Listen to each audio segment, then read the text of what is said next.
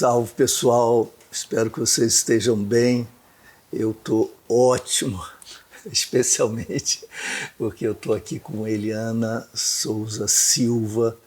Eu acho que vocês conhecem Eliana, mas, de qualquer forma, é importante fazer a apresentação.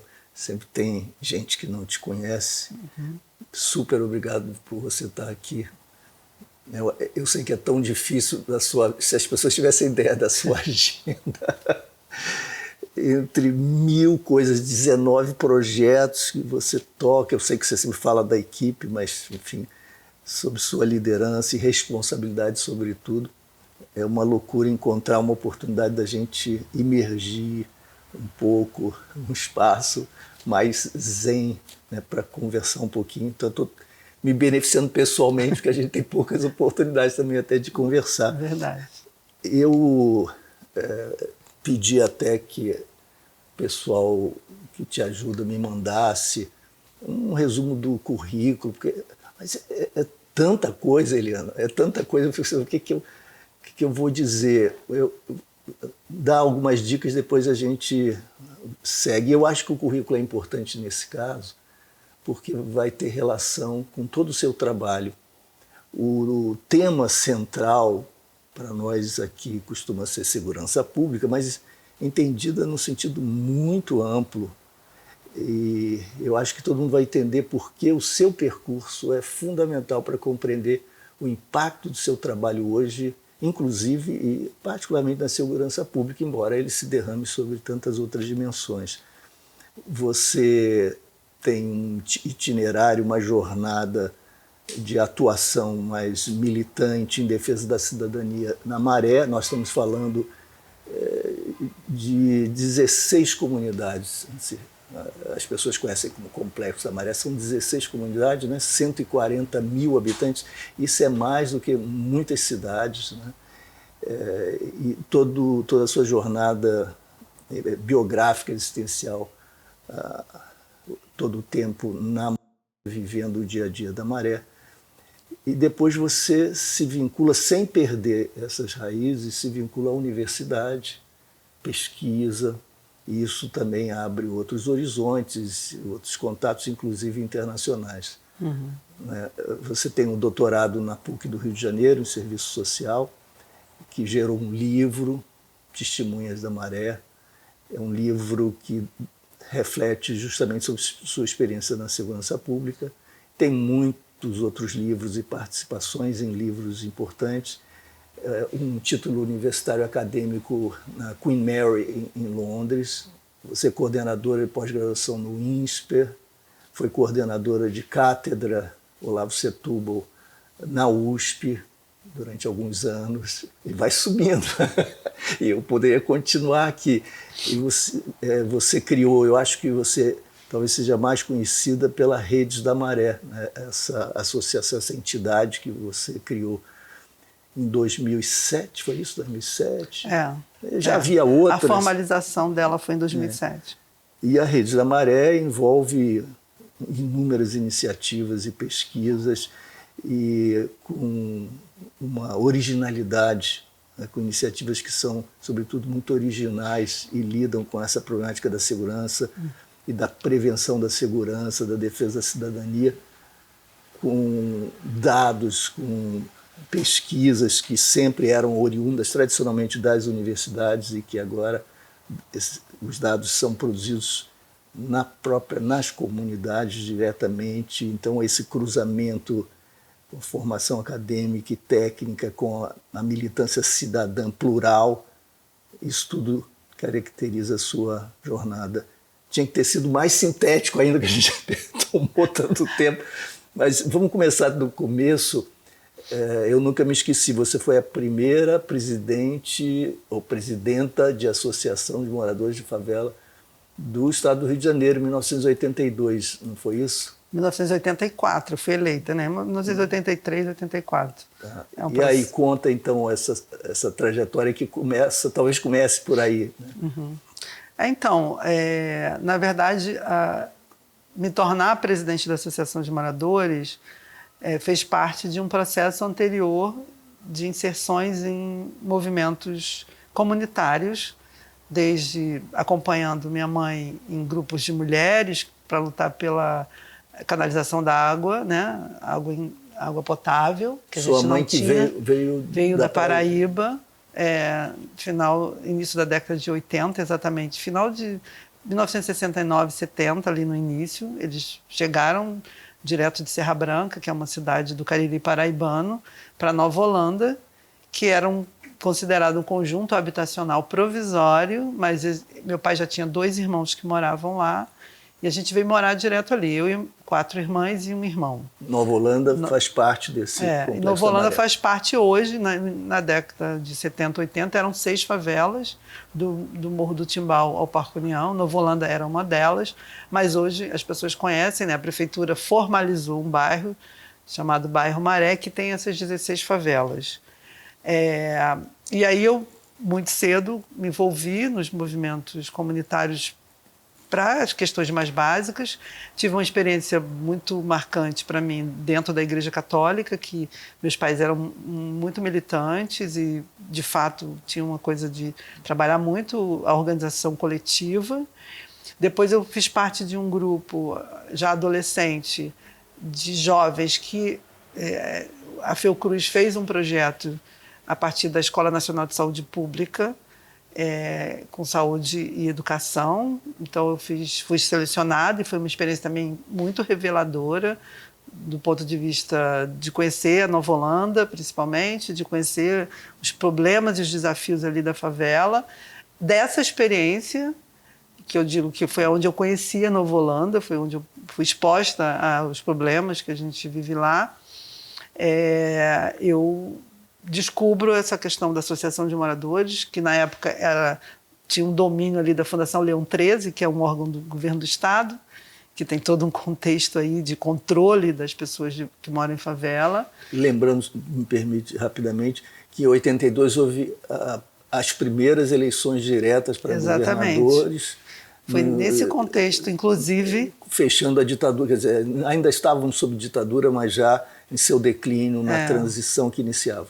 Então, foi justamente nesse contexto de abertura do nosso país, digamos assim, em relação à questão da ditadura militar, voltar a votar em governadores, né? Que em 84, desse processo, dessa minha inserção, há a abertura para fazer uma eleição, coisa que não tinha havido até então na Nova Holanda, para escolher o representante da Associação de Moradores. Então, foi eleita num contexto, né, de diretas já, em que lá a gente, inclusive, na época, não conseguiu ter diretas já no Brasil, mas a gente até usou esse slogan. Não teve no Brasil, mas teve na Nova Holanda. E aí foi um momento em que eu realmente visitei todas as casas. A Nova Holanda tinha, naquela época, 33 ruas, então visitei todas as casas, fiz uma campanha muito... Tem muito registro desse momento, no sentido de que tinha essa abertura. Ao mesmo tempo, na Rocinha, a gente tinha uma outra candidata, a Maria Helena, que acabou sendo assassinada num processo depois. Mas fizeram muitas comparações, porque eram 2 mulheres, enfim, de favela, jovens que tinham crescido na favela, que estavam, enfim, galgando essa perspectiva de ir para a Associação de Moradores. Então, fui eleita muito jovem, 22 anos eu tinha na época, em 1984. Então, uma chapa que a gente fez uma chapa chamada Chapa Rosa, que era a maioria mulheres, tinham homens também, mas a minoria. E a gente ganhou assim de lavada. Na época, o Jornal do Brasil fez muita campanha, assim, no sentido de divulgar o que estava acontecendo no Brasil, o que estava acontecendo no Rio de Janeiro, o que estava acontecendo nesses processos ali da micropolítica nos bairros. Então, fez parte desse contexto. Eu digo que isso favoreceu muito o fato de eu ter sido eleita, jovem, universitária, estava fazendo letras na UFRJ já. Então, foi um momento de muita mudança, assim, do processo ali, de organização comunitária. Foi um aprendizado que eu já tinha pela experiência com os profissionais da Fiocruz. Eu tinha muito assim, bebido na experiência deles no sentido de expor a gente nesse processo de organizar uma luta, de ouvir as pessoas, pensar na participação comunitária, né? A gente não tinha a tecnologia, então a gente fazia assembleias com 500 pessoas. 500 pessoas Hoje é para discutir, colocar uma creche ali que não existia. A gente não tinha energia, né? E não são 40 anos, né? É muito recente pensar que um lugar aqui no Rio de Janeiro não tinha energia ainda. A gente ficava, às vezes, 8 dias sem energia. Então, foi uma das primeiras lutas assim, que eu ajudei a organizar ali nesse processo, mas tinha uma participação de fato das pessoas. A gente exercitou essa ideia de participação de uma maneira muito corpórea, muito física ali, né? As ruas eram 33 ruas, a gente organizou, cada rua tinha um representante, então é como se fosse um conselho Sim. que ajudava a direção da Associação de Moradores. E desse momento ali, que eu digo que é muito determinante para tudo que foi se desenvolvendo em termos dessa luta e desse reconhecimento hoje que o Conjunto de Favelas da Maré tem, em termos enfim, movimento social, de luta, né? Todo mundo, quando vai falar dessa região, do Conjunto de Favelas da Maré, fala sempre do quão é potente, né, as pessoas se organizarem, o quanto ali tem muita coisa viva. E eu digo que vem muito desse processo da década de 70, das mulheres que se organizaram, que foi muito forte também, e depois da década de 80, onde a gente realmente conseguiu reunir pessoas para pensar essas coisas muito básicas, direitos muito básicos, que até então a gente não tinha acessado. Eu cresci, e na década de 80, por exemplo, eu morava ainda num barraco de madeira. Na década de 80, a gente ainda tinha uma situação muito complicada em relação a lixo. Então, é pensar que foi um momento de muita mudança. Assim. Só posso dizer que foi realmente muito desafiador, mas, ao mesmo tempo, de muito aprendizado. E o que é muito fascinante, Eliana, é que eu acho que muita gente que estuda hoje ciências sociais e aprende que não se deve mais falar das favelas e dos territórios ditos vulneráveis como os espaços da carência, porque eles são também espaços da potência, como se Sim. diz, e porque há muita vitalidade, mobilização, etc. E essa outra visão é muito unilateral. E os estudantes pensam que tudo isso é fruto de deduções analíticas, inspiradas teoricamente, e que isso tudo aparece na prancheta, digamos assim, do pesquisador ou da pesquisadora. É claro que há muita reflexão investida aí, mas isso é fruto mesmo da realidade social que vai se autoconstituindo reflexivamente, né? Sofisticando a sua consciência de si também, do seu espaço.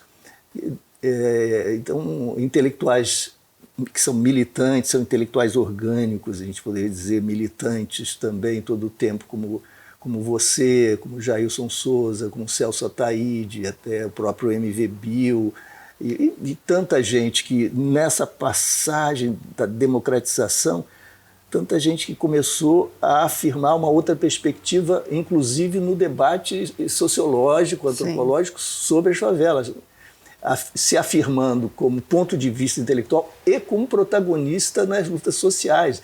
Então, isso não é apenas um viés teórico, analítico, né?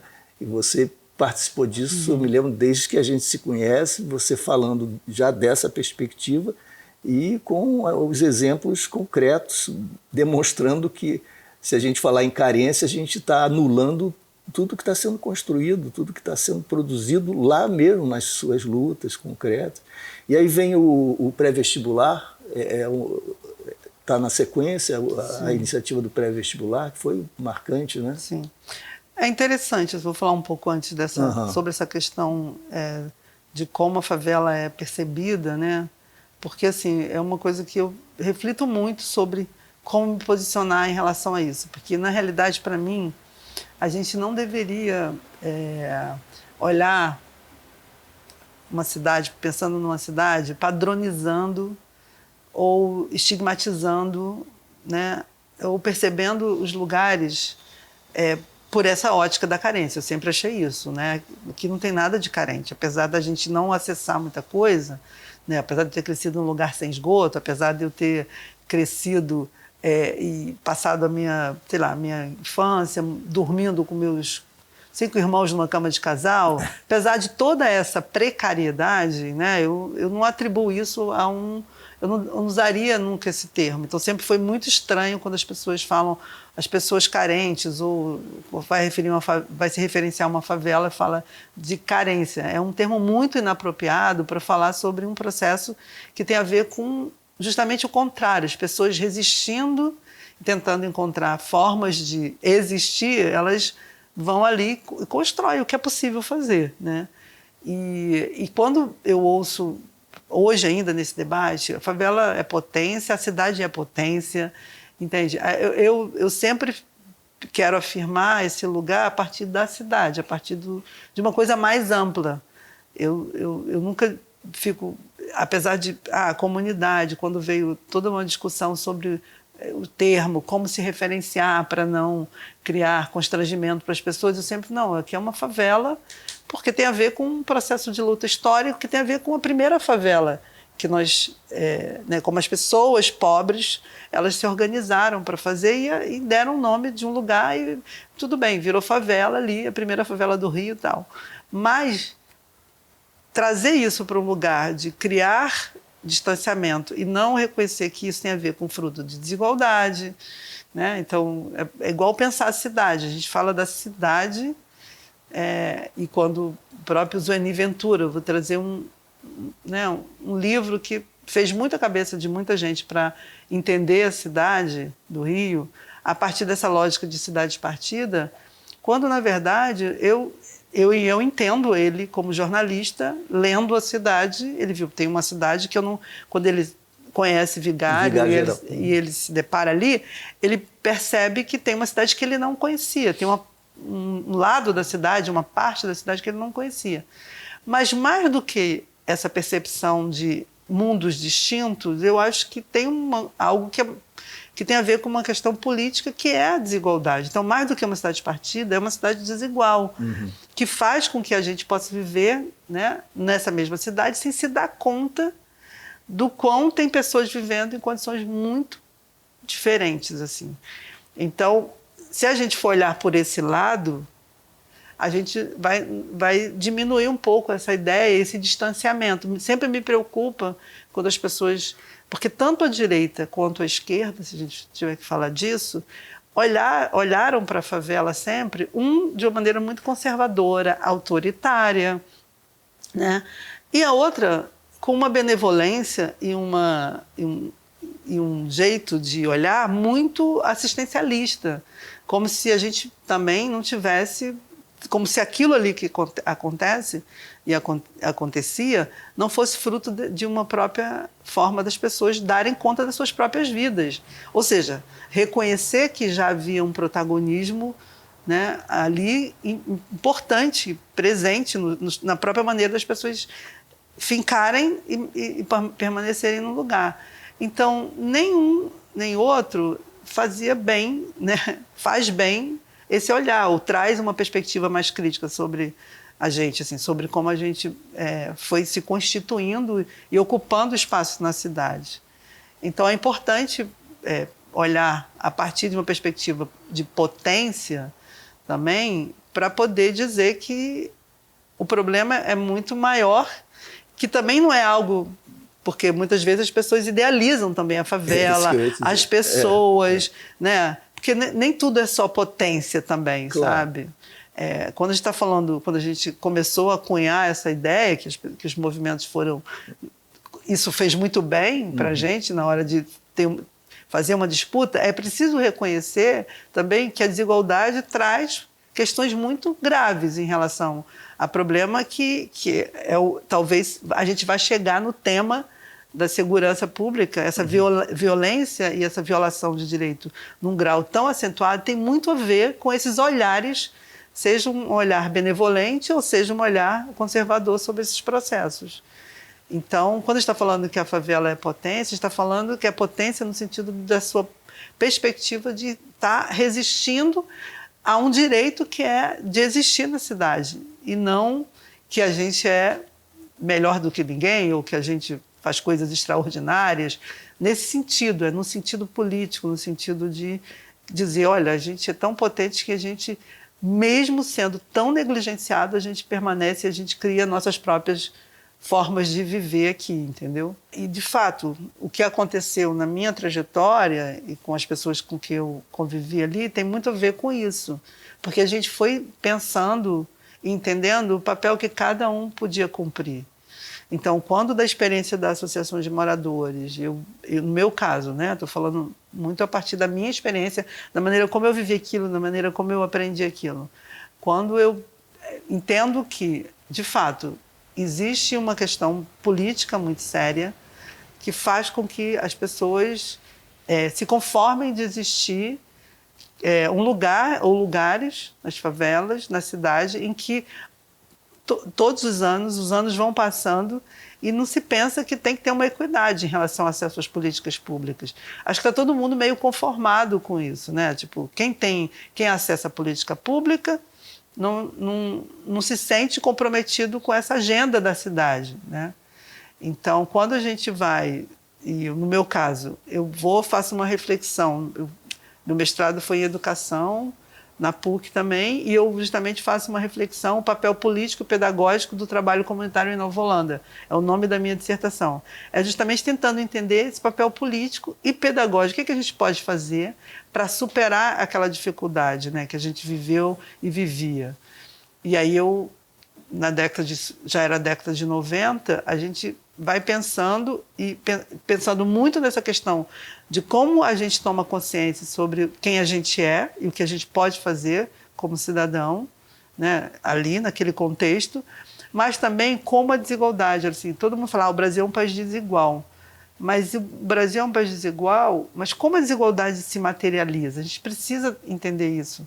E eu, na verdade, fiz muito esforço naquela época, antes de criar o projeto do pré-vestibular, que foi a primeira experiência, porque ele vem dessa reflexão do mestrado em educação, de entender a trajetória educacional dos moradores. Naquela época, eu me debrucei sobre dados do IBGE, sobre qual era a escolaridade da população daquela região naquela época, para entender como a desigualdade se materializava. Eu queria pegar um elemento concreto, né? E me chamou muita atenção o dado do acesso à universidade. Por quê? Porque, na época, o Brasil ainda era um país onde os brasileiros, de uma maneira geral, acessavam muito pouco a universidade. Se a gente comparasse, eu não vou me lembrar exatamente os números, mas é como se fosse 9% da população. Hoje a gente é 18%, 17%, mas naquela época, década de 90, era um número em torno disso, enquanto a Argentina já era 21% da população do país. Só que quando a gente descia mais e olhava quem eram os 9% da população brasileira que estava na universidade, eram pessoas brancas, ricas, classe média. E o agravante, essas pessoas, elas iam para a universidade pública, né? Eram pessoas que cursavam, podiam estudar no ensino privado, no ensino fundamental e médio, mas no período da universidade elas iam lugares das universidades públicas que eram as melhores, né? Então, assim, isso me chamou muita atenção, porque pessoas pobres era menos de 0,5%. Então, pensa, 1%, 0,5%, menos de 0,5%, trazendo essa fração para o Conjunto Favelas da Maré, e eu fazia parte desse menos de 0,5%. Então, foi um pouco pensando na minha trajetória, entendendo por que eu, uma pessoa que crescia ali, consegui fazer essa trajetória, né? Olhando isso de uma perspectiva sociológica, por exemplo. De chegar à universidade. De chegar à universidade. Então, chegar ao pré-vestibular teve esse percurso, teve essa reflexão. Por quê? Achei um dado de desigualdade muito grave, assim, muito sério. E, na verdade, eu botei isso. Quero perseguir isso. Quero entender como a gente pode contribuir para que pessoas, né, ali do Conjunto Favelas da Maré possam acessar a universidade, numa perspectiva de, muito olhando a minha trajetória, de ser uma pessoa que adquiriu uma consciência crítica a partir da minha vivência, minha trajetória de vida ali, com a minha família, com pessoas com quem eu vivi ali, mas também a universidade, eu acessei pessoas e lugares, e ler foi uma coisa que, de certa maneira, me deu essa perspectiva de querer olhar criticamente a minha própria realidade, não me conformar com ela. Foi a minha experiência. Não quer dizer que a universidade não é uma panaceia, que todo mundo tem que ir para a universidade, não estou falando sobre isso. Mas estou falando que não era algo que estava no nosso desejo concreto. Assim. A gente já a gente não crescia dizendo, eu quero ir para a universidade, apesar de estar do lado, né, fisicamente, geograficamente, do lado da Universidade Federal do Rio de Janeiro, que é uma das maiores do Brasil. Então, foi esse o motivo. Na época eu dava aula para vestibular do Sintoferj, que é o sindicato da UFRJ, e eu conversei lá e perguntei, tem como a gente, vocês ajudarem a gente a estruturar um pré-vestibular dentro da Maré? E, ao mesmo tempo, eu fui um pouco atrás desses menos de 0,5%. Quem eram as pessoas da Maré que eram esse menos de 0,5% como eu, né? E me surpreendi, de certa maneira, porque eram as mesmas pessoas que eu convivia na Igreja Católica, eram as pessoas que tinham tido experiências muito parecidas com as minhas. Né? De mobilização, de envolvimento com o movimento social. Então, pessoas que eram parte do PT, pessoas na época, né? Pessoas que eram de associação de moradores, pessoas que tinham criado alguns projetos. Então, a gente era considerada uma elite, e na época muita gente que eu... Pela experiência da Associação de Moradores, muitas pessoas já me conheciam. Na época que eu fui falar sobre esse projeto, muita gente falava, mas Eliane, você vai começar justo pela elite? E eu falei, não, eu tenho que começar pelas pessoas que vão poder me ajudar a fazer um processo mais longo para chegar à questão que está estruturando. Mas sem ter as pessoas da Maré, e aí acho que bate num outro lugar, que é... A gente tem muitos projetos, às vezes as políticas públicas, elas vêm, muitas vezes, sem considerar toda uma trajetória das pessoas que vivem nas favelas, de uma maneira geral. E eu queria justamente forçar um outro processo. Por isso que eu acho que o nome Potência, voltando a esse ponto, tem a ver, porque a ideia era como é que a gente mostra essa potência a partir das pessoas, como é que a gente formula projetos, como é que a gente faz uma leitura de realidade coletiva com pessoas mais preparadas para poder fazer projetos. Eu, na época, eu podia continuar na Associação de Moradores, assim, era um chamado todo o tempo os moradores, porque a experiência foi muito rica, muito viva. E eu falava, o papel da Associação de Moradores é muito diferente de um papel de uma organização que a gente possa criar, que vai questionar e vai formular projetos e vai pensar soluções, tecnologia social para a gente enfrentar problemas que a gente tem aqui. E a gente nem tinha o problema da violência nesse lugar tão grande como a gente tem hoje, né? Dessa violação de direitos que tem. Então foi muito isso, assim, o pré-vestibular ele foi muito pensado nessa perspectiva, primeiro de diminuir a desigualdade em relação ao acesso à universidade, mas também esse convite para que mais pessoas voltassem e pudessem fazer uma trajetória de mudança assim, coletiva. Né? Assim, eu acho que era um pouco o que eu queria, a partir do momento que eu tomei consciência, e também essa ideia, como é que a gente toma consciência sobre as coisas? É uma coisa que me perseguiu e me persegue até hoje? O que faz com que uma pessoa queira se envolver coletivamente e outras, como eu vi, colegas que, como eu, fizeram a mesma trajetória, mas queriam muito sair dali, queriam muito fazer outra, né? Sem nenhum julgamento em relação a isso, mas assim, tem alguma coisa na realidade que toca as pessoas, ou isso é uma questão individual. Isso é uma coisa que me persegue um pouco hoje, até hoje, assim, né? Porque...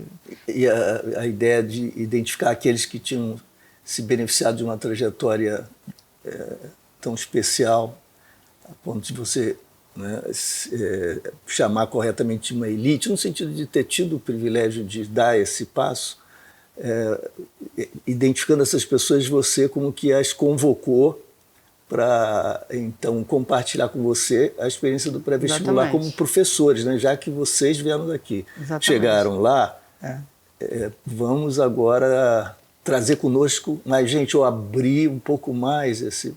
A ideia era exatamente essa, tipo, uma coisa meio até programadinha, né? Isso não deu muito certo em alguns aspectos, mas era exatamente isso, né? Porque, enfim, tem a subjetividade, tem os desejos das pessoas e tem as experiências, né? É como se a minha experiência, eu digo, na Associação de Moradores, ela foi muito determinante para o que eu sou. Ela foi realmente reveladora de uma perspectiva de trajetória que, para mim, fez muito sentido na minha vida. Eu não seria o que eu não sei o que eu seria se eu não tivesse tido aquela experiência. Assim, certamente ia ter uma incompletude assim na minha vida em relação ao que fazer, a existir, porque eu acho assim, essa coisa de ter vivido uma vida de muita precariedade acabou me fazendo querer entender por quê. E eu realmente, para mim, é muito estranho ainda ver o que eu vejo. Assim, estranho no sentido de ter um estranhamento muito grande, um sofrimento muito grande, porque eu sei o que eu vivi, assim, né, fisicamente, corporeamente, e também subjetivamente. Então, para mim, não é possível. As coisas não podem ser dessa maneira, as coisas, tanto que eu tenho muito esses mantras, as coisas podem ser diferentes, elas podem mudar. Isso me guiou muito, sabe? Essa experiência de viver precariedade e entender ela profundamente, falou, eu tenho que lutar contra isso, assim como eu lutei na minha vida pessoal. Como é que a gente faz isso? Não tem como ver uma criança hoje nascer na Maré, nas condições que ela nasce e ela vive ali e sobrevive. Ainda é muito ruim. Então, assim, a impressão que dá, assim, mas como é que eu adquiri essa consciência? Por que eu fui tão afetada por isso? Ou talvez a pergunta fosse como é que os outros não são? Mas a pergunta é essa, tipo... Mas eu perguntava, gente, será que eu... Né? Porque eu tinha muito medo também de ir para um lugar que eu não conseguisse fazer nada de tão afetada que eu estava. A indignação te incendiaria e você como a gente vê muitas pessoas, né? A gente vê derrotada pela própria indignação, que, entretanto, é absolutamente legítima, correta. Essa naturalização é uma espécie de funeral da vontade, do desejo, né? É o que há de mais triste. Você vê a realidade e olha para a sociedade que não está compartilhando aquilo no dia a dia, né? E vê a acomodação, como se aquilo fosse parte da paisagem, a naturalização. E, de fato, só se reproduz essa realidade porque existe essa cumplicidade do silêncio, essa imobilização total. A gente vai se acostumando. Vai dormindo e tal. Quando a gente está em vigília, né, permanente, a casa está pegando fogo. Tem alguém morrendo. Tem alguém morrendo. O negócio... Na minha época eu vi criança ser mordida por rato, entendeu? Tipo... É um grau de negligência que não tem como eu não carregar isso a minha vida toda. Por mais que a gente lute, mas hoje a situação é tão grave quanto.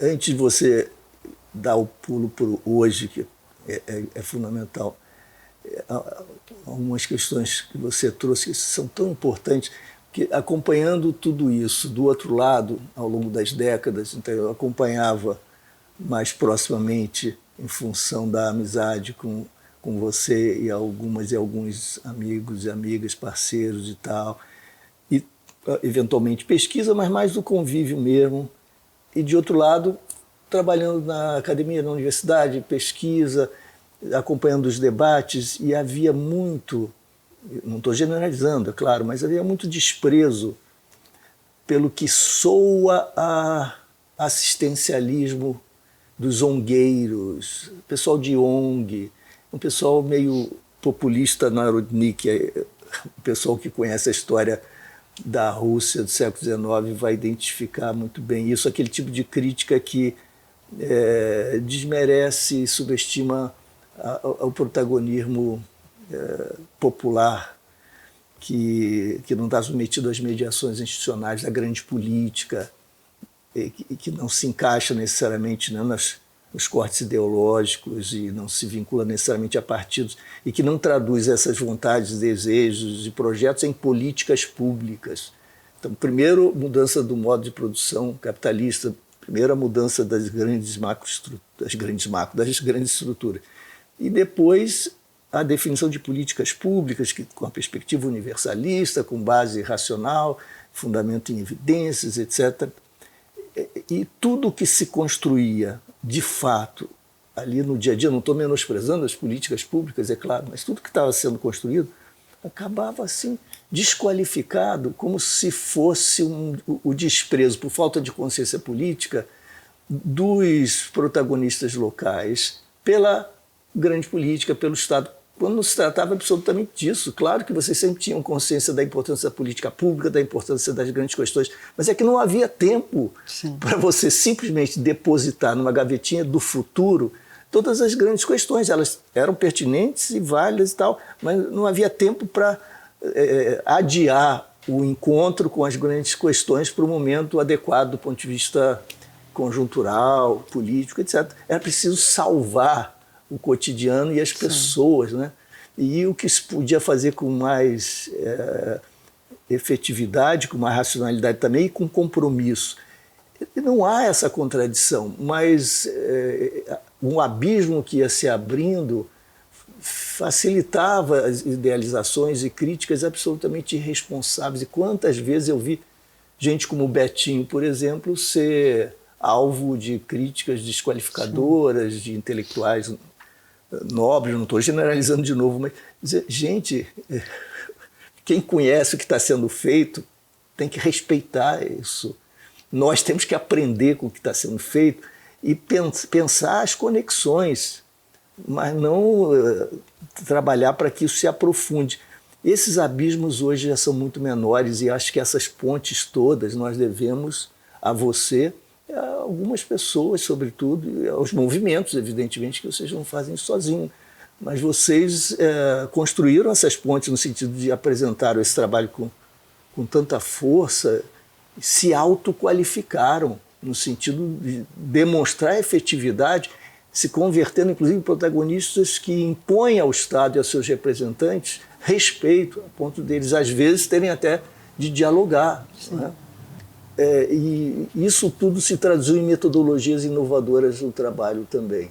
Só para fechar rapidamente o exemplo, é muito impressionante que vocês da Rede da Maré construíram uma base de dados sobre, por exemplo, a questão da violência. Agora vocês estão trabalhando em questões ambientais locais, climáticas locais, além das questões sociais e relativas enfim, saúde. Na pandemia vocês fizeram um trabalho incrível, impressionante, e permanente, corajoso.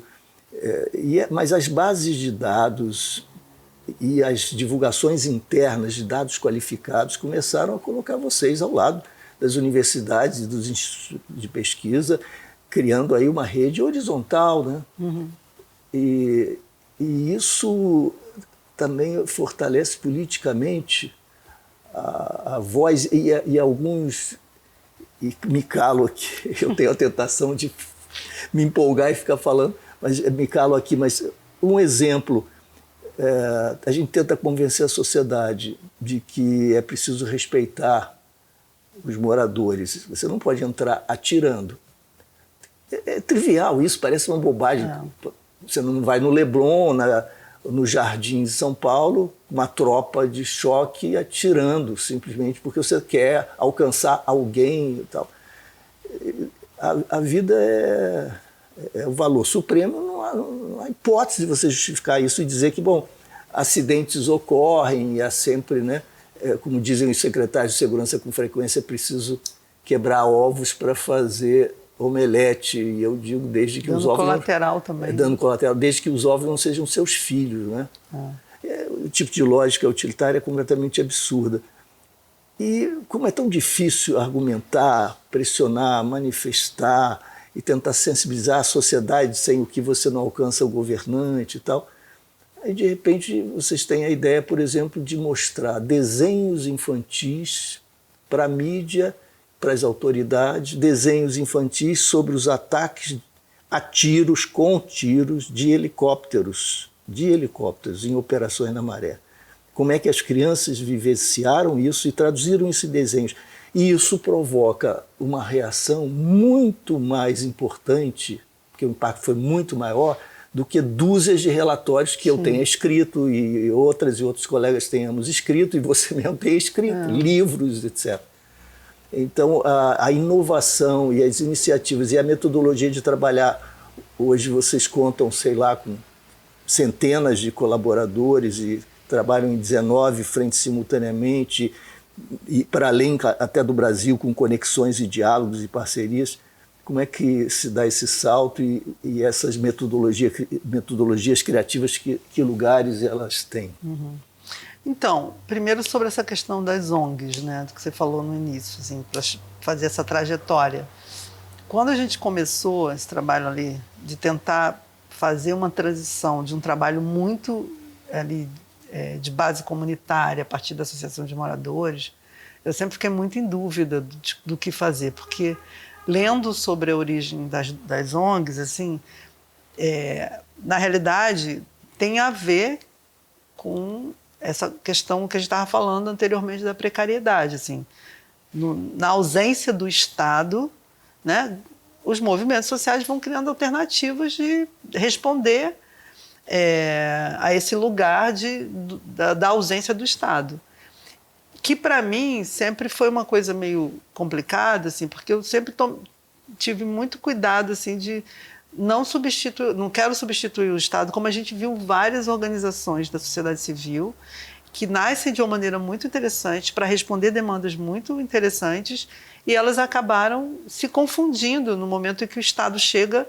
pô, isso é legal, vamos lá, acaba, né, cooptando, né? Não só as pessoas individualmente, determinados tipos de lideranças, mas também o próprio trabalho, ou quando transfere, não consegue fazer uma gestão pública, de uma política pública, transfere isso para as organizações de sociedade civil. Então, eu sou muito crítica a isso, e eu não queria, no início, assim, era uma coisa meio angustiante para mim, porque tem que se formalizar, tem para poder acessar recursos, para fazer não sei o quê, para ser respeitado, para ser... E a gente acabou se organizando, só para dizer também que, assim, apesar da gente estar nesse campo, que aí foi criando todo um campo, aí que tem toda uma literatura, tem toda uma história, né, que tem a ver com o momento político do país, tal, que é a questão do terceiro setor, que aí foram nomeando, né, processos que não estavam nem no Estado, nem na iniciativa privada. Então, eu quero dizer que é um campo isso, muito amplo, que acabou se tornando, e a gente, na verdade, nessa perspectiva, tenta até hoje, se constituindo como Redes da Maré, tenta até hoje não ser confundido com uma organização assim, somente profissional, né? A gente faz um trabalho profissional, não, tem uma militância, tem uma história, tem uma trajetória. É importante falar isso, porque eu sou muito contra virou um campo profissional que eu respeito muito, porque muitas pessoas se qualificaram e querem atuar nessa arena, assim, né, da sociedade civil, mas virou também um lugar muito das pessoas que não tem nenhuma, às vezes, relação com um campo específico, uma área específica, mas quer fazer um projeto da sua casa, do seu... E isso é uma questão séria, né? Porque é uma questão de falta de política pública, que, primeiro, para essas regiões, essa ideia de superar a desigualdade, principalmente o acesso às políticas públicas, e muitas vezes é um lugar de fazer pelas pessoas, não com as pessoas. Então, para sustentar, para a questão de sustentabilidade, é preciso pensar que os movimentos sociais, ou esse campo das ONGs, das organizações do terceiro setor, elas precisariam muito reconhecer esse lugar para não confundir, inclusive, movimentos como os nossos, que fazem um movimento realmente de, o tempo todo, estar criando alternativas para superar, digo de novo, a desigualdade e uma perspectiva que estrutura ali naquela realidade essa desigualdade. Então, a gente, sendo muito crítico, tendo esse olhar crítico, o que a gente e eu, por exemplo, pessoalmente, eu não quero viver profissionalmente do trabalho na organização que eu criei, não é o meu objetivo não é profissional, então fiz muito esforço, porque ia fazer 2 esforços de fazer, enfim, de tentar estudar, fazer mestrado. Fiz 2 esforços de estar na universidade para pesquisar. Doutorado. E por isso que minha vida nunca foi muito fácil em termos de tempo, porque eu não queria, quando eu comecei a entrar nesse campo e ver os meus pares, eu falei, eu não quero ser essa pessoa. Minha trajetória não é, eu não vou ser seduzida por isso. Ser uma profissional desse tipo de ação. De ONG, eu não queria ser vista ONGeira, esses termos, porque isso são apropriações também equivocadas, como você falou. Né? Tem muitas organizações surgiram nesse processo da abertura do país e da possibilidade de estar propondo e sendo, digamos assim, um lugar onde você vai provocar o Estado. Eu sempre falo isso. A rede existe para provocar o Estado naquilo que ele tem que fazer. Isso não pode ser mais um mercado. Não pode ser um Embora mercado. haja alguns elementos de sobrevivência, de trajetórias individuais respeitáveis, mas que não se confundem provavelmente com um mercado. E jamais se reduziria a um mercado. E eu comecei a lidar com a contradição. Se você pede um financiamento, se você põe um valor justo de remuneração para as pessoas, 80% do valor não vai para a atividade fim, que às vezes você precisa. Comecei a ver também, refletir sobre isso. Não é só uma questão política. Então, eu sempre falo, muita gente vem perguntar, mas como é que você se tornou, esse projeto se tornaram, essa ONG, querendo fazer ONG, pessoas que vêm comigo para falar comigo. E eu falo assim, primeira coisa é saber por que você está querendo como se fosse um modelo de negócio, né? Um modelo de negócio, entendeu? Então, assim, é importante falar isso. A gente não se coloca nesse lugar, nem se colocará enquanto eu estiver envolvido nesse projeto, porque isso confunde muito e isso tem vida limitada, entendeu? Porque eu tenho certeza que esse trabalho eu posso não ter um financiamento, como a gente já não teve muitas vezes, mas o trabalho, a energia que a gente coloca para as coisas mudarem, de repente a gente tem um ano que a gente não vai conseguir fazer um relatório bonito, imprimir, diagramar, a gente vai, não vai conseguir fazer um evento porque não tem recurso, mas o trabalho com as pessoas lá continua, entende? Com o recurso pequeno que a gente tem. Então não é um negócio, tem a ver com uma escolha mesmo de tentar construir uma trajetória para mudar algo que é muito complicado e difícil e que é estruturante ali.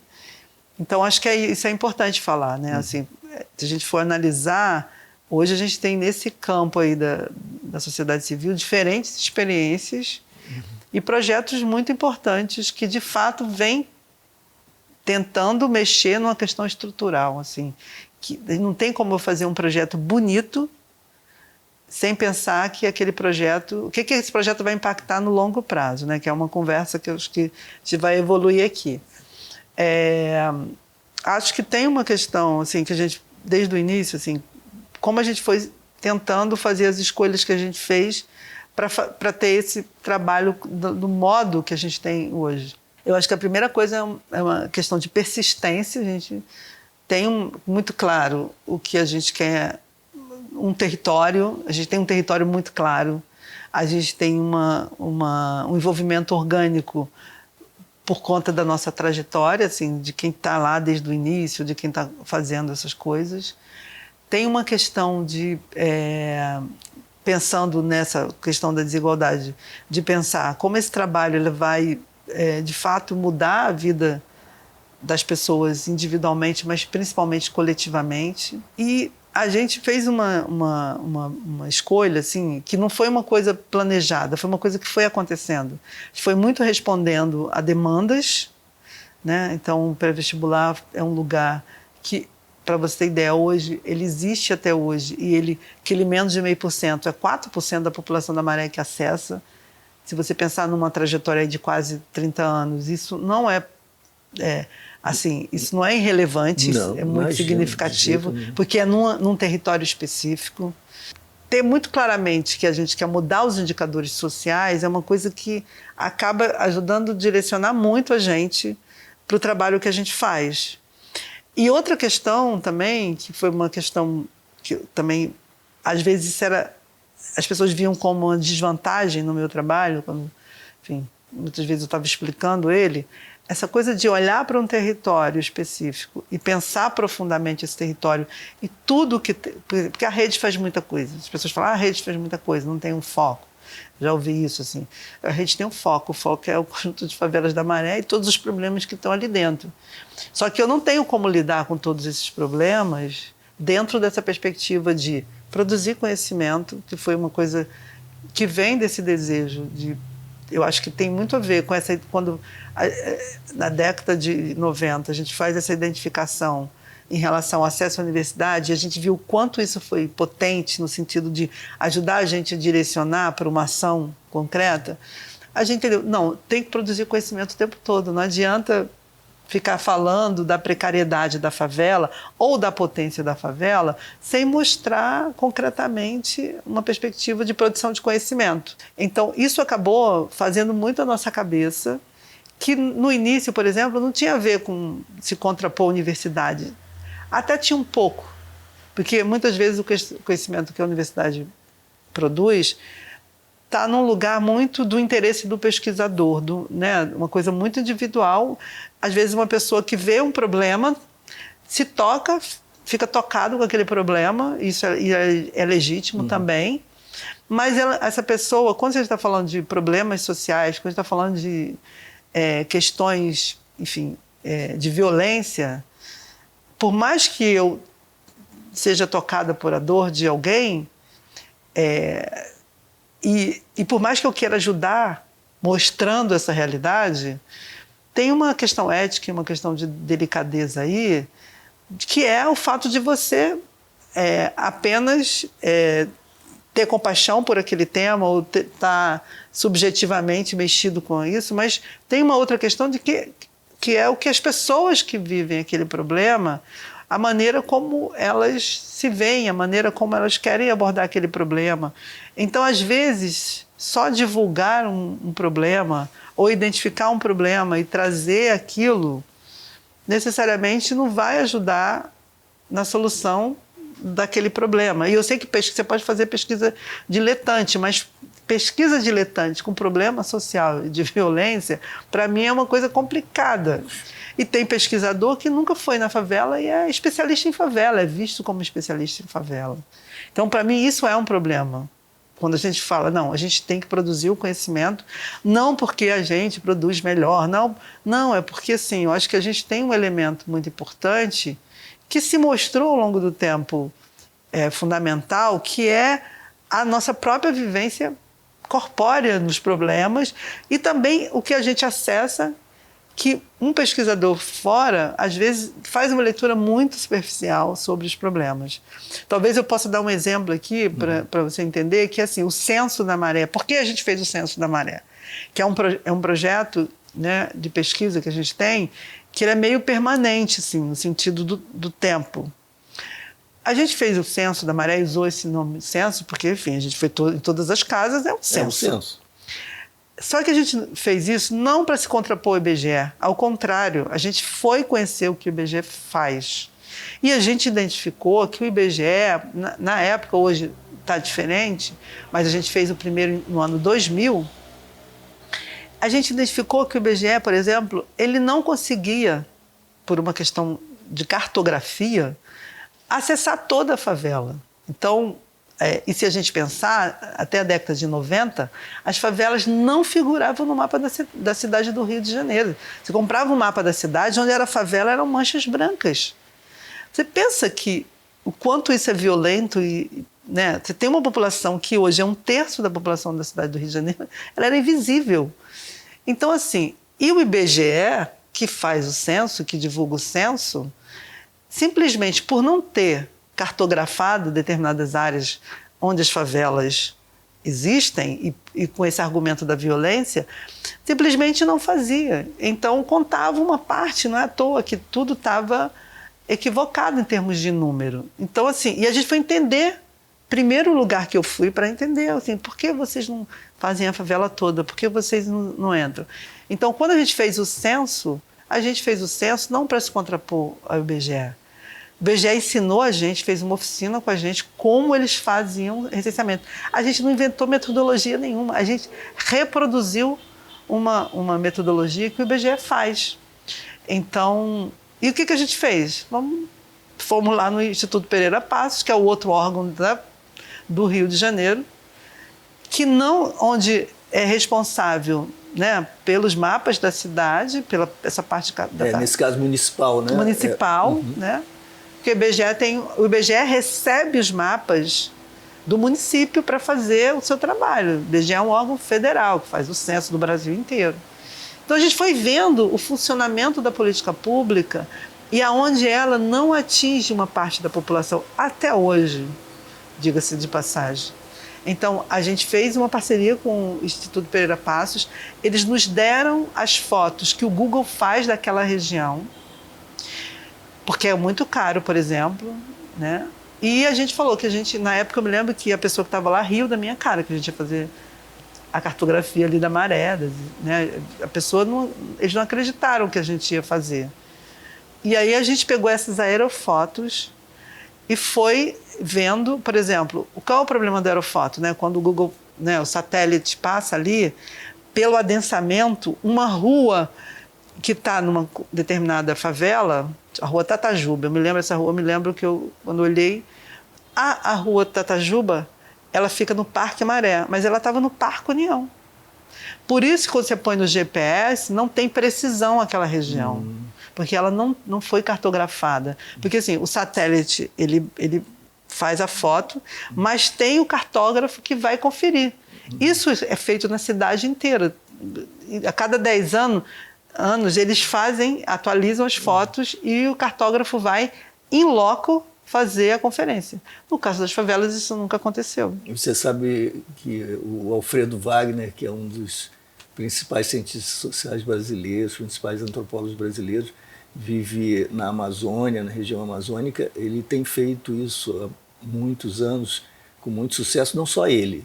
Se ele ouvisse eu falando isso, ele ia ficar bravo, porque ele sempre chama atenção para as equipes, e mais do que as equipes técnicas, as pessoas são treinadas, não é propriamente o termo, enfim, há uma interlocução com os moradores e as moradoras das diferentes regiões, das diferentes áreas, e elas e eles mesmos que com sua experiência diária contribuem para a construção coletiva comum dessa grande cartografia, que é hiperqualificada, porque nesse caso não se trata apenas de indicações espaciais, geográficas, etc., mas sociológicas, antropológicas. Sim. Também, os pontos que têm significação, as trajetórias, enfim. É um trabalho extraordinário, mais conhecido no exterior do que no Sudeste. No Sudeste é engraçado que intelectuais e movimentos sociais têm muitas ligações importantes no Norte e Nordeste, são respeitados e conhecidos em outros continentes e na América Latina, na América do Sul, e são pouco conhecidos no Sudeste, no Sul, até no Centro-Oeste. E há muita similaridade com o trabalho que vocês vêm fazendo nesse ponto. Porque foi exatamente o que a gente fez. A gente pegou, na época, 90 estudantes que já tinham sido fruto do pré-vestibular ali, mas estavam na universidade, gente que estava fazendo matemática, geografia, para serem os recenseadores. E eles foram pegar a foto, né, e foram fazer conferências. E muitos fizeram conferência na sua própria rua. Uhum. Então, a gente conseguiu, a partir disso, fazer um mapa, né, da maré. Depois, o Instituto Pereira Passos a gente entregou para eles validarem isso. E depois a gente contribuiu, foi validado, e depois disso eles começaram a colocar na base digital da cidade, a maré, e depois, na época que teve a UPP, eles chamaram a gente para ajudar a fazer isso nas favelas onde tinha o UPP. A gente acabou contribuindo com mais 48 favelas, a partir dessa metodologia ali de participação dos próprios moradores. A gente achou, inclusive, uma pessoa de uma favela que era muito qualificada em cartografia, que veio ajudar a gente na maré, e que acabou o IPP contratando para ficar com essa parte. Então, assim, a gente acabou fazendo o mapa, fez um guia de ruas da maré, estamos desde lá numa luta para a Prefeitura do Rio oficializar os nomes e colocar as placas, que é outra luta. A gente está com um processo, sei lá, de 8 anos, entende? Então, assim, voltando para essa questão de como a gente vai sendo, né, se tornando o que a gente se tornou, tem muito a ver com essa questão que tem a ver com realmente a vida ali, a demanda. Então, do censo, a gente, enfim, acabou fazendo esse levantamento casa a casa, e aí do perfil da população, e a partir disso, vários projetos acontecem a partir dessa identificação. Então, a pesquisa, para a gente, tem muito a ver com produzir algo que não está produzido ainda, em termos de conhecimento mesmo. A universidade não teria condição de fazer isso.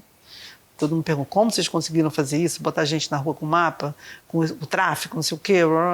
Todas essas coisas que a gente sabe que elas são complicadas, e mais complicada ainda é a maneira como as pessoas de fora veem. Uhum. Então, produzir conhecimento, eu acho que tem uma coisa de articular e mobilizar, se mobilizar no sentido de que tem muito a ver com essa experiência da associação de moradores. Então, assim, como é que cada movimento, cada ação que a gente quer fazer, ou pesquisa, quem é diretamente o interessado? A gente acabou de fazer o diagnóstico da primeira infância. Na pesquisa, tinham 50 famílias participando da pesquisa, né? Famílias que tinham crianças na primeira infância. Então, assim, a gente está sempre tentando envolver o público diretamente ali pesquisado, o que a gente vai entender como é que essas pessoas estão vivendo.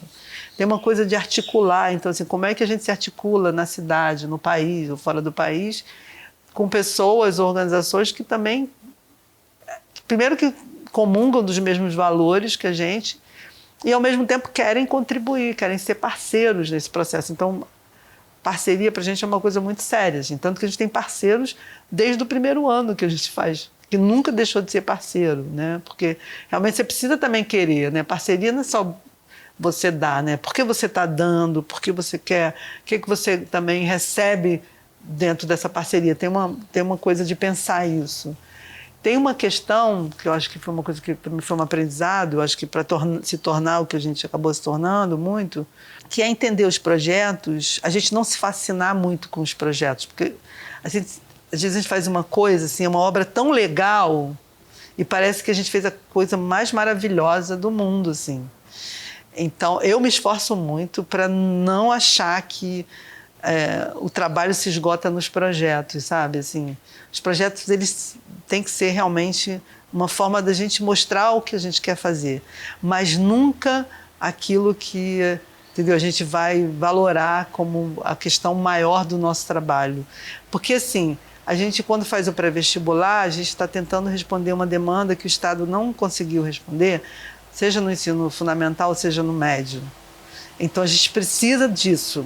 Então, é fascinante, agora mesmo. Eu já sei que uns 15 passaram para a universidade, saiu resultado, começou a sair resultado. É maravilhoso, porque a vida daquela pessoa pode ter uma trajetória diferente. Mas isso é legal, e hoje a gente já atingiu, sei lá, quase 4.000 pessoas, se pensar na Maré assim. Hoje tem outros pré-vestibulares lá também. Mas isso não é o mais interessante, assim. O mais interessante é pensar o que isso pode produzir a partir dessa pessoa que foi diretamente beneficiada. Então, a gente tem nesse percurso aí de produzir conhecimento, articular, mobilizar, fazer projetos, ações, vivências, experiências, aprendizados, como se estivesse num laboratório. Os projetos têm que ser laboratórios, a gente não pode se apegar neles, porque senão a gente vai, enfim, vai ser mordido por uma mosquinha ali que não é a mais importante, porque não se esgota. A gente tem projetos maravilhosos, mas não se esgotam. Vocês puseram a Maré no mapa, literalmente, mas também no mapa político, puseram a Maré no centro, né, pelo menos de muitos debates nacionais, e as vozes de vocês passaram a ser ouvidas de uma maneira importante. A contribuição para a luta contra a violência ou resistência à violência, para a desmontagem dessa máquina da violência, a questão da segurança pública, o que vocês fizeram de mais interessante e efetivo? Eu me lembro da DPF, que não é só de vocês, é claro, a DPF 635, que foi, ainda uma luta grande, mas vocês deram uma contribuição muito importante. Mas, enfim... Ela está baseada na Pública da Maré, que foi a primeira no Brasil para olhar para uma situação de parar a polícia dentro de uma favela, né? Parar no sentido do que ela estava fazendo. Foi num contexto muito importante que a gente consegue que a Defensoria Pública, né? Porque só quem pode propor uma ação civil pública, né? É um partido, né? Mas a gente provocou a Defensoria Pública do Rio a fazer a ação civil pública da Maré. A gente deu todos os elementos e foi num contexto de uma operação policial que já durava mais de 12 horas e a gente vai para o plantão judiciário e a gente, né, ajuda ali o defensor a estar pensando o que a gente pode fazer. Não é possível que não possa fazer nada. A Defensoria Pública do Rio, do Estado do Rio de Janeiro, tem sido um aliado maravilhosa. Uma aliada fundamental. Né? Total. Assim, acho que a gente avançou muito nessa agenda. Aí você estava falando, eu te interrompi para falar da Defensoria. Para fechar essa questão da lógica, como a gente acabou entendendo que era importante, a gente hoje funciona a partir dessas lógicas, acho que tudo que a gente faz é para uma coisa que a gente chama de incidência política, né? Que tem um termo em inglês que é advocacy. Tudo que a gente faz é para tentar contribuir para efetivar direitos. Então, hoje, quando a gente produz conhecimento, ou a gente articula, mobiliza, ou a gente faz um projeto, é para ter elementos para dizer, olha, você está negligenciando aqui, Estado, você precisa fazer isso. E organizar essa luta. A incidência política, o advocacy, tem uma coisa muito focada no Brasil, é uma coisa distante das pessoas, como eu, por exemplo, que vem de movimento ali de base comunitária. Sempre foi uma coisa das grandes organizações internacionais, né? Tanto que a gente tem algumas. E quando eu me deparei um pouco sobre isso, foi quando Átila Roque foi para a Anistia Internacional. E ele queria muito fazer parceria com a gente ali na Maré. E eu falava que uma das coisas que eu falava para ele era que eu achava que determinadas organizações elas são muito importantes na defesa dos direitos humanos, historicamente, numa trajetória. Mas uma coisa que eu sentia muita falta nesse discurso de que é uma organização para olhar as questões globais ou gerais, era essa relação com a realidade. Assim. Mesmo para mim, que já me relacionava, né, com movimentos mais amplos, eu sentia muita falta, porque assim, pegava um caso e aquele caso virava, entendeu, a coisa mais relevante, sem uma relação assim, cotidiana, no sentido da gente estar construindo as coisas juntos, né? Então, muitas vezes, ver essas organizações representando casos sem nenhuma relação com a realidade é uma coisa que me incomoda até hoje. Eu me lembro que eu falei isso para ele e ele fez um esforço muito grande na Anistia e a Jurema permanece muito próxima, no sentido de que quando a gente fez a primeira campanha Somos da Maré, Temos Direitos, a Anistia estava junto. Estava tentando entender como a gente estava lidando com essa perspectiva de questionar o modo como a polícia atuava. Então, a incidência política, o advocacy, não pode ser só você estar no Congresso, como a gente tem hoje, lobistas, ou na Assembleia, ou pessoas que estão ali tentando mexer no que é importante, que é a lei. Eu também quero isso. Mas eu só acho que falta esse elemento de um engajamento maior das pessoas que são diretamente, levadas como exemplo. Um parêntese, eu acho que é importante para as pessoas entenderem do que a gente está falando exatamente. A Maré tem problemas com tráfico, numa certa região tem até milícia, e tem problema, sobretudo, porque isso em vários níveis é mais grave, com as intervenções policiais, operações policiais de tipo bélico, que invadem, ocupam e produzem todo tipo de tragédia e com frequentes desrespeitos, inclusive, a direitos mais elementares, como o direito à privacidade, direito ao próprio domicílio, com invasões do domicílio sem mandados e, muitas vezes, buscando o botim daquela pseudo-guerra, né? Com roubos, com brutalidade contra moradores, as arbitrariedades mais atrozes. A gente não tem aqui nem como fazer um repertório disso que a gente acompanha ano após ano e nada muda nesse sentido.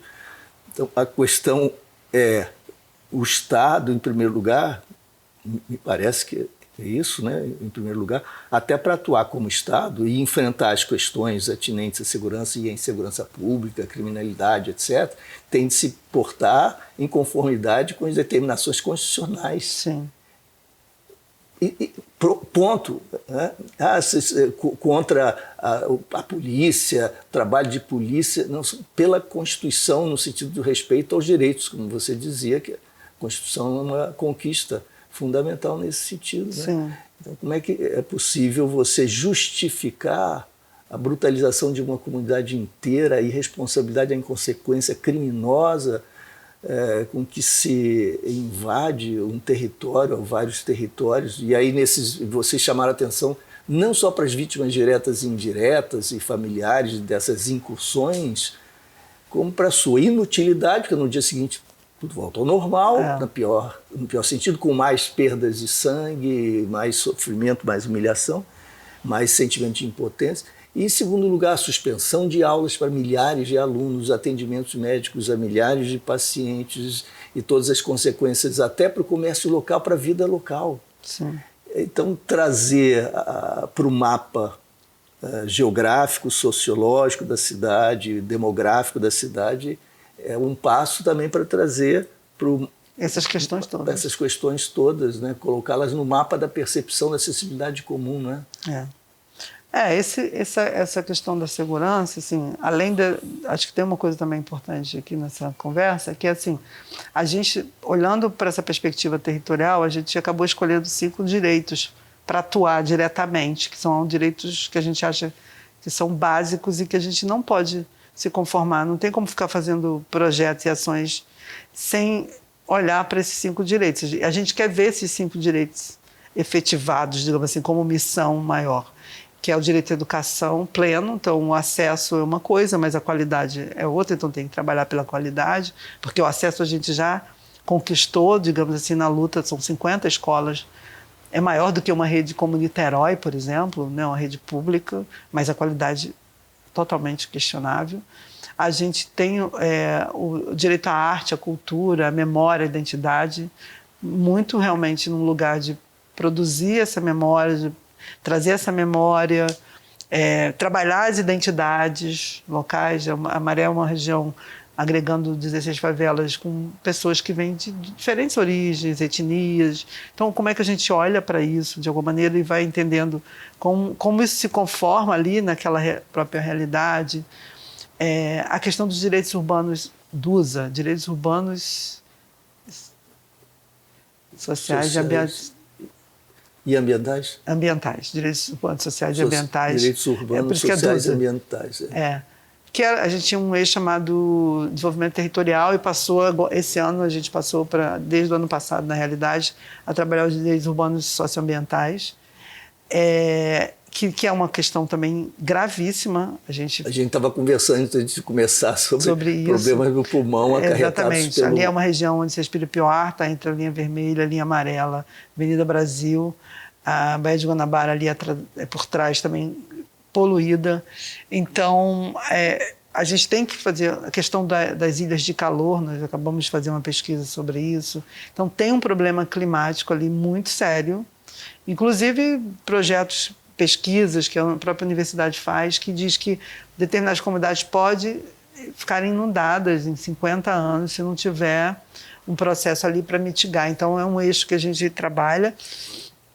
O quarto é o eixo saúde, né, que a gente foi muito constituído a partir da pandemia, da atuação que a gente teve, a relação com a Fundação Oswaldo Cruz. E o quinto eixo, que aí tem a ver muito com a nossa conversa aqui, que é o eixo direito à segurança pública e acesso à justiça. Na verdade, eu sempre falo, esse eixo foi imposto, porque quando a gente começou, a gente não se deu conta do quão ele é estratégico e fundamental na efetivação dos outros direitos.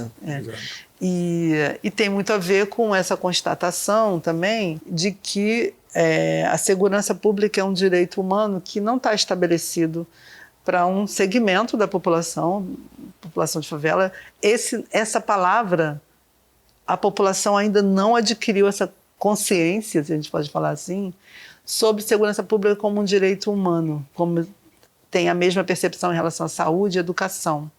Então, a gente entendeu, e também no doutorado, né, você também fez parte da minha banca, eu fiz muito esforço de entender, eu não coloquei o foco da minha pesquisa, do doutorado em segurança pública, eu queria ser um especialista em segurança pública, mas para entender o papel estratégico que a segurança pública tem como direito para negligenciar em outros, né? É muito importante isso, e isso precisa ser tratado a partir desse enfoque. Eu também não fui estudar sistema de polícia, eu não fui nada disso. Eu queria entender assim, por que a população, né? Como a população entende que isso é um direito e como que ela, em algum momento, ela vai lutar para ter esse direito, como ela lutou, como a gente fechou a Avenida Brasil para ter uma creche. Só que se eu chamar a população hoje para lutar por segurança pública, dentro do escopo que a gente tem, a população não vai entender e ela não vem. Então, uma das coisas que eu entendi é que essa ideia, esse conceito de segurança pública como um direito humano, é uma ideia que está num outro lugar, que não está ainda, não chegou, a gente está muito distante ainda para aquela população. Porque qual é a relação que a gente teve com a polícia a vida inteira? Sempre uma relação de violação do nosso direito de morar ali.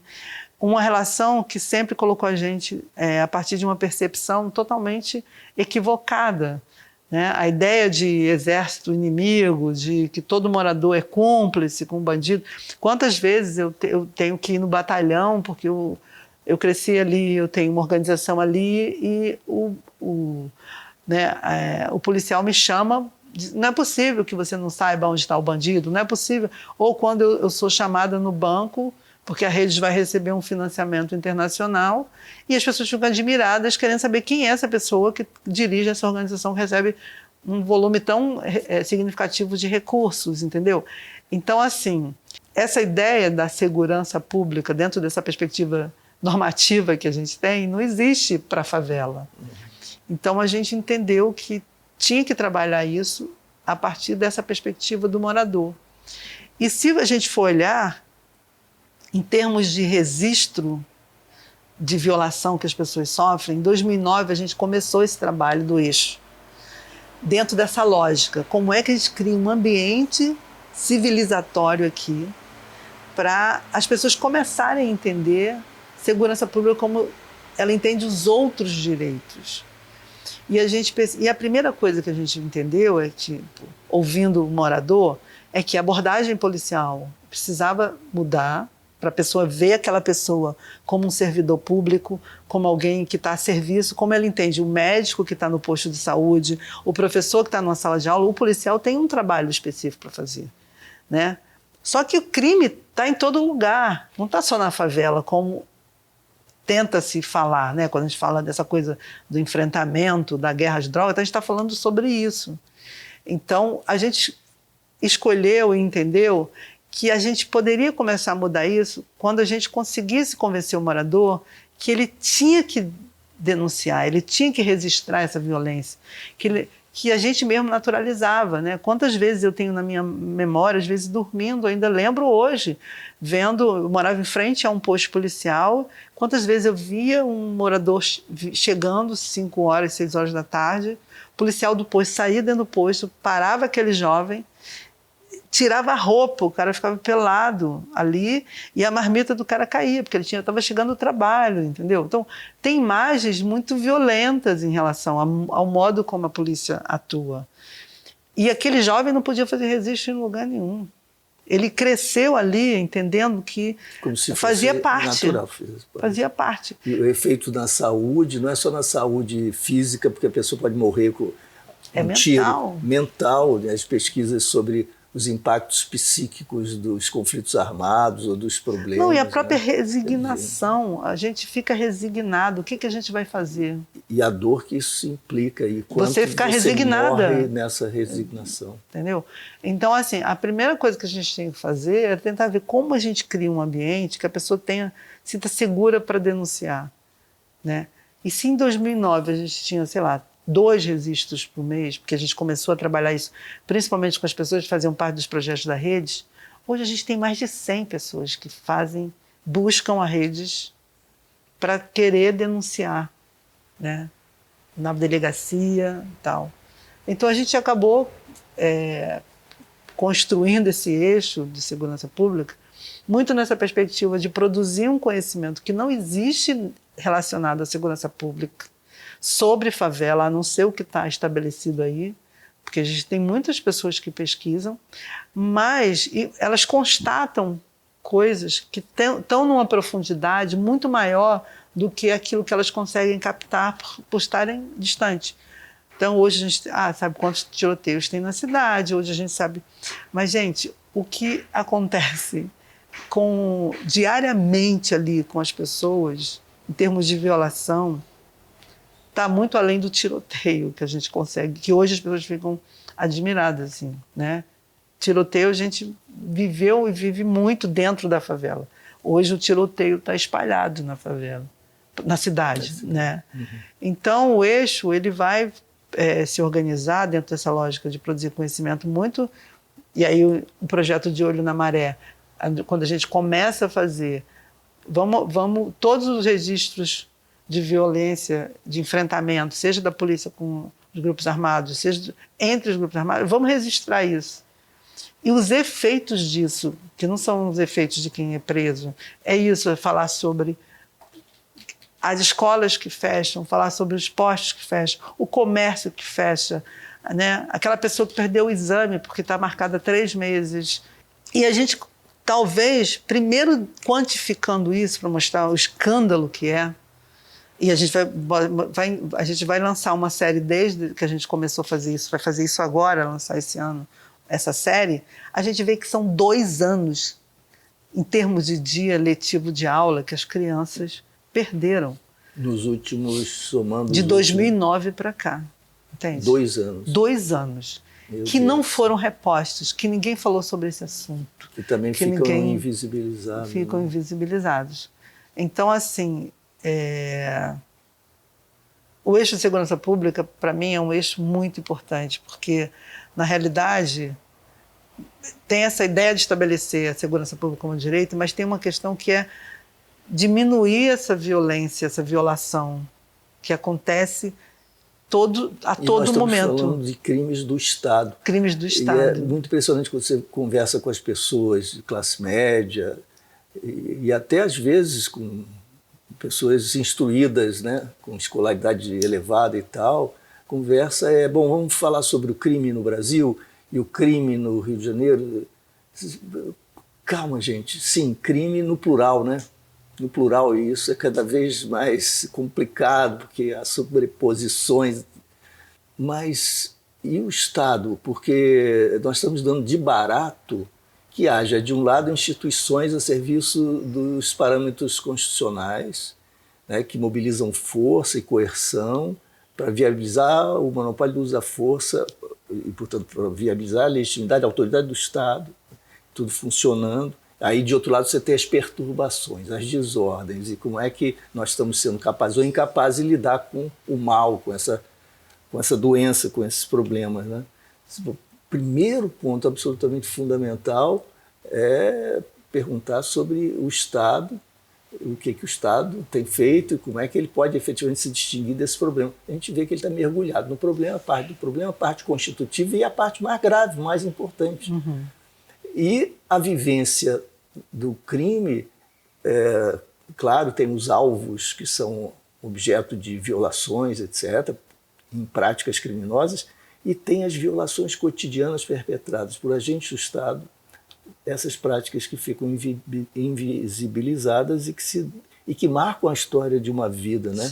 Esse jovem que você viu brutalizado desse modo passa a carregar uma imagem de si, do outro, desse outro Estado que vai estar acompanhada para sempre, né? Na sua formação subjetiva. Isso não existe, né? O sofrimento cotidiano dentro da Maré não são assaltos, não são furtos, provavelmente nem são as lutas internas e desentendimentos internos que acontecem eventualmente, mas provavelmente o mais sentido é aquilo que é praticado pelo Estado. É incrível, porque essa discussão que sempre que a gente vai falar sobre as operações policiais, a gente... O crime versus fica o a tempo polícia, todo essa conversa. Mas como a polícia tem que lidar com esse crime? Como a polícia tem que... não tem como mais andar dentro da favela, só pode entrar com blindado. Uhum. Sabe, essas coisas que vão se cristalizando para justificar uma falta clara de uma política e, ao mesmo tempo, uma negligência com as vidas das pessoas que morrem. A gente está falando da mesma coisa que a gente estava falando quando a gente estava falando dos outros direitos. Uhum. A gente tem que cada vez mais trazer isso como um elemento importante, abordar essa questão de como resolver esses problemas nas áreas de favelas, de periferias ou na cidade. Hoje, se pensar o Rio, a gente tem que pensar a cidade. Essa dicotomia também ela é complicada. E, em termos da questão da segurança, eu entendo que, enquanto não houver, do lado da população, essa perspectiva de um olhar crítico e do próprio papel que a população pode cumprir, no sentido de estar chamando atenção para esse direito, a gente não aceita ser visto como criminosos. Então, a DPF, Ação Civil Pública da Maré, e a DPF, como instrumentos jurídicos, na realidade, que a gente foi tentar criar algum tipo de incidência mais geral, tem muito a ver com uma coisa que eu sempre fico muito reflexiva assim, sobre isso, porque, na verdade, o que a gente foi pedir nessas duas ações é que o Estado, né, ele faça o que está na Constituição, algo que já está... Não tem nada que a gente pede, está fora da lei, ou a gente está pedindo para criar uma lei nova. Né? A gente está pedindo... Que a Constituição seja respeitada. Que a Constituição seja respeitada. Então, uma coisa que me chama muito a atenção em relação aos moradores de favelas, pobres de uma maneira geral, é que a lei, ela existe, mas, de fato, ela não chega para essas pessoas. A apreensão delas, quem está no sistema de justiça, né, ou quem está na gestão da segurança pública, não compreende que o que está sendo dito ali na Constituição deveria ser para todos. Né? Não compreende no sentido... Estou sendo generosa, assim, estou usando um termo generoso. Não consegue alcançar que a coisa mais óbvia é que quem é pobre, quem é de favela, quem é de periferia, para conseguir algum direito, tem que entrar com um pedido na justiça para fazer valer o que já é lei, entende? Não é nada de... Eu fico assim, gente, a gente está pedindo... Às vezes a gente se vê numa situação assim, gente, cumpre o que está na lei, por favor. E aí você tem que fazer um instrumento jurídico para pedir para cumprir o que já está na lei. E a reação... Que é óbvio, que seria óbvio. Por isso que eu digo assim, as pessoas não entendem que isso é tão óbvio assim, no sentido de que enquanto a gente pensa em democracia, se a gente pensa no país, se a gente pensa... Não tem como pensar democracia nesse lugar só do político ali, partidário, ou da negligência das instituições. Você tem que pensar hoje que uma parcela não acessa isso. Como é que pode uma democracia em que a gente vê esse nível de violência que acontece e a gente, como sociedade como um todo, não questiona a partir disso. A gente não pode, democracia, para ser democracia, além de tudo político que a gente está vivendo, tem que olhar para essas populações. Porque hoje a gente tem que fazer um degrau além do que já foi dado para uma parcela. Isso que as pessoas de classe média e rica têm. A gente, para ter acesso, a gente tem que entrar com um processo. Isso é muito louco. É surreal isso quando a gente vê. O que é a DPF? Você vai ler, está tudo o que está escrito na Constituição. A gente não está pedindo nada além, nada extraordinário, uma lei nova, que a gente seja privilegiado em nada. Não, gente, só pelo menos ter acesso ao que todo mundo... O que diz a Carta Magna que todo mundo deveria ter acesso. Tão trivial e é incrível a reação que você colhe, às vezes, né, de representantes do governo do Estado do Rio, de polícias, dizendo que absurdo, eles estão ao lado dos bandidos, isso vai virar o caos, porque estão proibindo a polícia de agir. Meu Deus do céu, é alguma coisa inacreditável. Por isso, alguns pesquisadores, inclusive, dizem que muitas vezes são estados de exceção impostos a essas áreas, esses bairros que são estigmatizados, etc., tratados como estados de exceção, porque não são não estão em correspondência, não há ali respeito à Constituição, racismo, Estado Democrático de Direito. Racismo, né? Racismo, nós estamos falando desde o início, né, de desigualdade, do racismo, que nesse caso é indiscutível. Sabe, uma situação curiosa, há alguns anos eu fui procurado por um político que era vice-governador e que de vez em quando assumia alguma responsabilidade mesmo no executivo. Me ligou, muito gentil, muito educado, era uma pessoa muito cortês, de uma linha política com a qual não me identifico, mas se o sujeito não é fascista, eu nunca me furtei a dialogar. Então, ele me pediu uma conversa, eu disse, pois não, e conversamos. E ele foi muito franco e me disse, professor, nós estamos perdidos nessa área de segurança pública. Se fosse o senhor responsável, o que o senhor faria? Isso imagina que responsabilidade. Seria leviano dizer qualquer coisa, sim, voluntaristicamente e tal. Mas eu tenho uma certeza, uma convicção, e eu lhe diria. Se eu tivesse no lugar do senhor, eu pararia tudo que eu estou fazendo hoje, tudo que vocês estão fazendo, eu pararia. Não é para não fazer nada, então, não, para começar a fazer alguma coisa que faça sentido. Tem sentido você repetir o mesmo com mais intensidade, esperando alcançar resultados diferentes, depois de décadas de experimentação? Décadas! E é engraçado dizer assim, é curioso, que propostas vocês têm? Bom, e que nós temos, mas e que propostas vocês têm? Vocês têm colocado em prática, vocês já até testaram.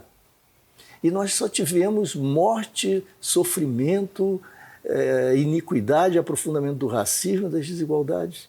Nenhum resultado, e não é possível que nós continuemos repetindo, como se fosse assim, uma compulsão à repetição, indiferentes aos resultados, à realidade.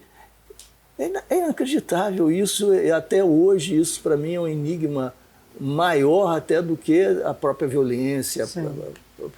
E por que insistir, né? Por que insistir? Por que insistir pela enésima vez? Aí você começa a perceber que não se trata mais de política pública. E essa história de que não há interesses tais... Que interesse? Eu acho que é alguma coisa muito mais profunda que tem a ver com uma espécie de atavismo racista e que marcou o nosso capitalismo selvagem e autoritário, e há um impulso para essa repetição que se dá numa perspectiva, inclusive, intersubjetiva, num nível muito profundo inconsciente, além de reproduzir eu acho que esse projeto tem que ser abordado, né, dentro de uma... dimensões, né? Esse problema tem que ser abordado dentro de uma lógica muito mais ampla, né? Não é só porque assim, para desqualificar, né, às vezes quando a gente está falando sobre segurança pública, tem essa coisa assim, não, vocês querem que isso que vocês estão falando é social, não é? Se faz uma separação muito clara sobre isso, né? Eu acho que falta uma perspectiva formativa nessas pessoas que fazem essa gestão aí da política pública, que é entender a sociedade além da atividade específica da segurança pública, assim, né? Quando você vai para o direito à segurança pública, como é que esse direito está estabelecido na sociedade, né? O que a gente... Acho que falta sinceramente, eu acho que falta uma formação, tem uma ignorância muito grande em relação à sociedade. Assim, a ignorância é espantosa, mas não é uma ignorância que possa ser curada com escolaridade, com informação. Não. É consciência. É consciência, é vivência também. Vivência não só, né, Eliana? Porque às vezes as pessoas até são oriundas das mesmas áreas que sofrem. Na vivência, quando eu digo assim, vivência com a experiência específica naquela... Então, a pessoa quando quer ser policial, muitas vezes, tem uma visão ainda do que é ser policial, que tem nada a ver com... Ele não cola ali na realidade com a atividade policial. Tem uma coisa idealizada sobre o que é ser policial. Entendeu? Essa cultura corporativa policial vem dos porões da ditadura, que, por sua vez, refletiam o que havia de mais sombrio, no mais remoto da nossa história escravagista, né? Sim, total. Super obrigado, Eliana. Abraço. Um prazer estar aqui com você. Eu nem falei sobre isso. Não, muito bom. Abraços para vocês todas e todos.